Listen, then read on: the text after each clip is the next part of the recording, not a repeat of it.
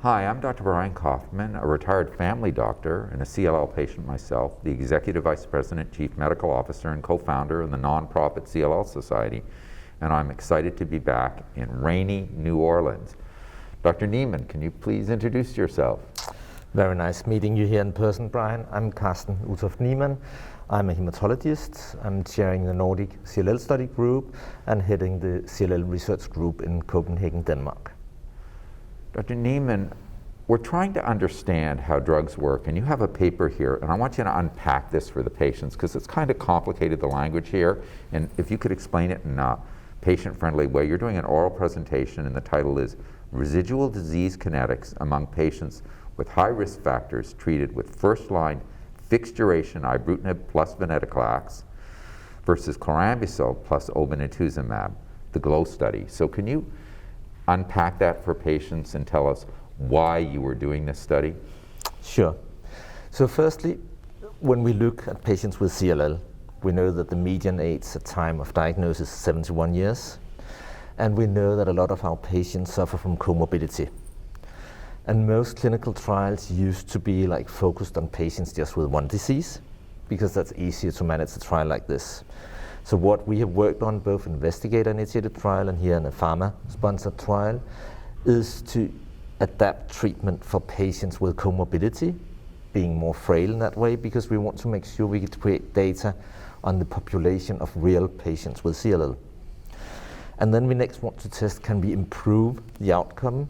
Can we do something on top of Chlorambucil Obinutuzumab, which has been the standard chemoimmunotherapy for frail patients, and on top of Ibrutinib monotherapy or next generation BTK inhibitors. And that's what we tried to do here, combine two of the strongest drugs in CLL, Ibrutinib as representing the BTK inhibitors and Venetoclax representing the BCL2 inhibitors, and test that towards chemoimmunotherapy for patients with comorbidity in terms of Chlorambucil Obinutuzumab. And we published earlier this year that the progression-free survival was superior for this combination as compared to Chlorambucil Obinutuzumab. And what is new now in what we present here at ASH 2022 is that the overall survival is improved upon the combination of Ibrutinib Venetoclax as compared to Chlorambucil Obinutuzumab. And that's first time with a fixed duration targeted combination treatment that we demonstrate superiority in terms of overall survival. Next, we try to understand why do we achieve this, and we know that the CLL disease essentially is in three different compartments. It's in the blood, that's where it's easy to see, it's in the bone marrow, and it's in the lymph nodes. And it seems that it's important that we target all three different compartments. So we know that the lymph node compartment is actually where you have the acceleration of the disease. So it's important that we are both able to get the CLL cells out, squeezed out from the lymph node compartment. That's what we know we can do with BTK inhibitors, but we also know that we continue to see these CLL cells for months and even years upon BTK inhibitor. But combining with a BCL2 inhibitor with Venetoclax, we succeeded to get rid of these cells. And to understand that, we have looked detailed into minimal residual disease. So essentially, can we see changes in the disease burden in the blood over time? And what we demonstrate here is that yes, we can do that, but we see that only between 40 and 60% of the patients achieve undetectable MRD levels with this combination of Ibrutinib and Venetoclax. However, it's very stable. Thus, 2 years after stopping treatment, still 40% of the patients had undetectable MRD levels. Thus, if we look at MRD levels, we need both to apprehend that it can reflect the immediate efficacy of the disease, but it can also reflect the sustainability of a response. And obviously, from a patient perspective, it is important whether you can actually stay off treatment with a sustained response. And they next looked, why do we see these sustained responses, even for patients being MRD intermediate?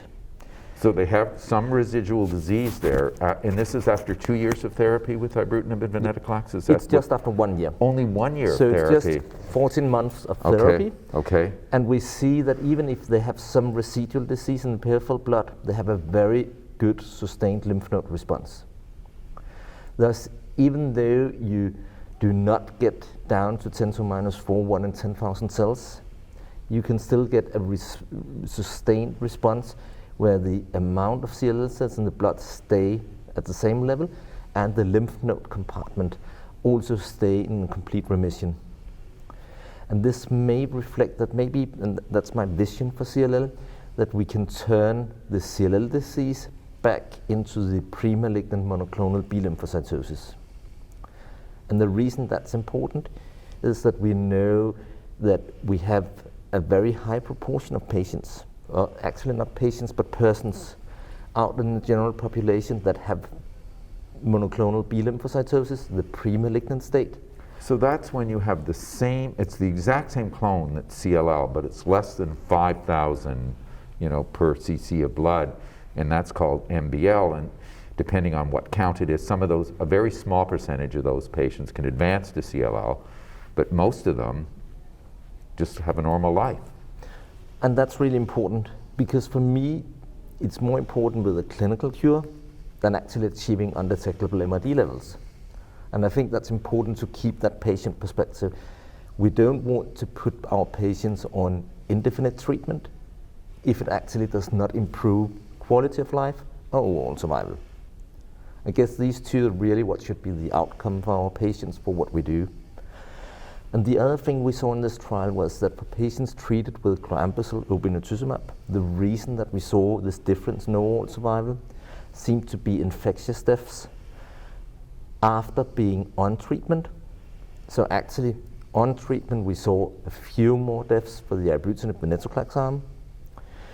But after stopping treatment, we saw more deaths for the Chlorambucil-based arm. And it seemed to be patients who were off treatment, but might have slight indications of progression, or even having right progression of CLL disease before needing next line of treatment. And this may reflect the immune dysfunction due to CLL disease getting back, but not meeting the criteria for starting treatment again.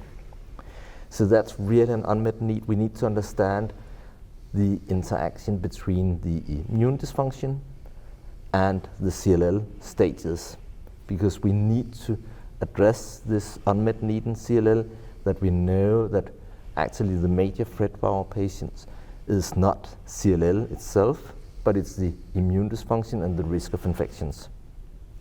This is so exciting, but you've also opened up 1,000 questions, and we could be here for the next 4 hours talking about those questions, but there's a couple things that I want to underline. The first is, we talk to patients, the most important thing a patient needs to look at is overall survival and progression-free survival. That's really what matters to a patient.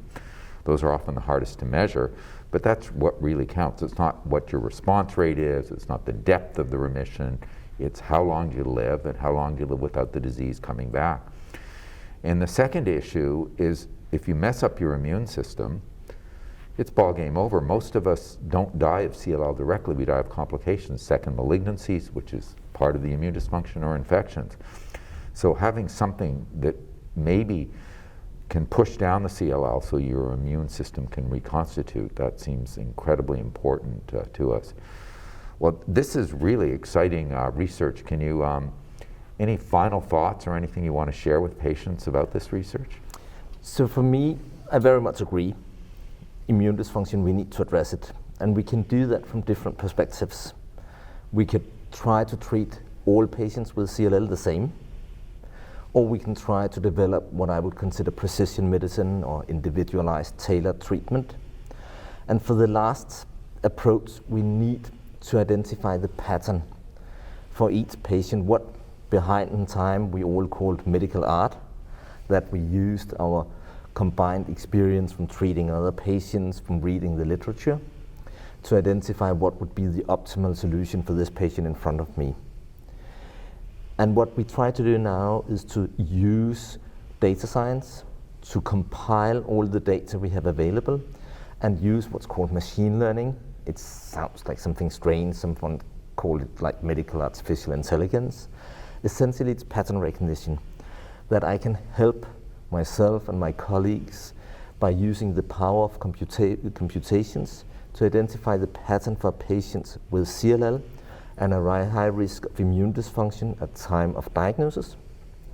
We are currently running a clinical trial where we use such an algorithm to identify patients at time of diagnosis who have a high risk of serious infections or needing CLL treatment within 2 years.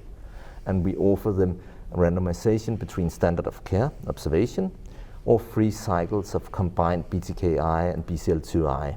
So the same combination type that we used in the GLOW trial, but upfront at time of diagnosis to prevent this immune dysfunction.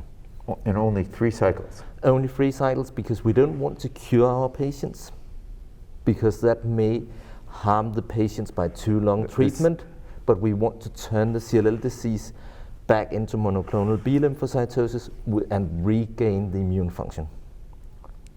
We've got to continue this conversation, but this is a paradigm shift in the way we would treat CLL, because there's so many parts of this is different, because usually we wait until there's an indication for therapy. There's been no evidence that treating early makes a difference. And what you're saying is maybe when the numbers are small, if we can get that clone down, we can restore immune function. And if we have a healthier immune function, maybe the patient can do better. But we should not do that for all patients with CLL, because it's not all patients diagnosed with CLL who have a significant immune dysfunction who would need treatment. And that's why we need to use this pattern recognition to identify the patients where we should do it, because that's a part of the paradigm shift, that we need to treat the patients in need. And I used to say we need to give the right treatment to the right patient at the right time point. So that's really what we want to use these pattern recognition algorithms to identify. Dr. Niemann, we've got to stay in touch, because I'm sure the patients that are listening to this are going to be very excited to see where this research goes and what's going on. Thank you so much for what you're doing for this kind of a novel approach to helping CLL patients. Very exciting. Thanks so much. Thank you so much.